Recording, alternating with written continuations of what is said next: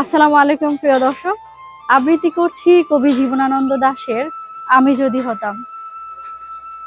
আমি যদি হতাম বনহংস, বনহংসী হতে যদি তুমি কোনো এক দিগন্তের জলশীর নদীর ধারে, ধান ক্ষেতের কাছে, ছিপছিপে স্বরের ভেতর এক নিরালা নীরে, তাহলে আজ এই ফাল্গুনের রাতে ঝাউয়ের শাখার পেছনে চাঁদ উঠতে দেখে আমরা নিম্নভূমির জলের গন্ধ ছেড়ে আকাশের রূপলি শস্যের ভিতর গা ভাসিয়ে দিতাম।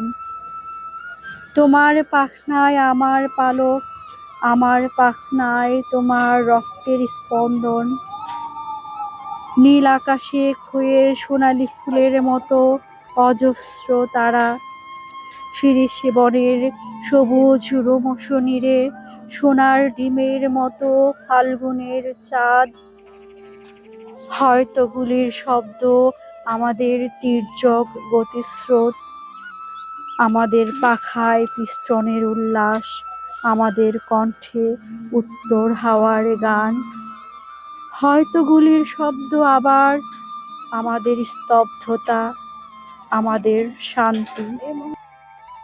আজকের জীবনের এই টুকরো টুকরো মৃত্যু আর থাকতো না, থাকতো না আজকের জীবনের টুকরো টুকরো সাধের ব্যর্থতা ও অন্ধকার।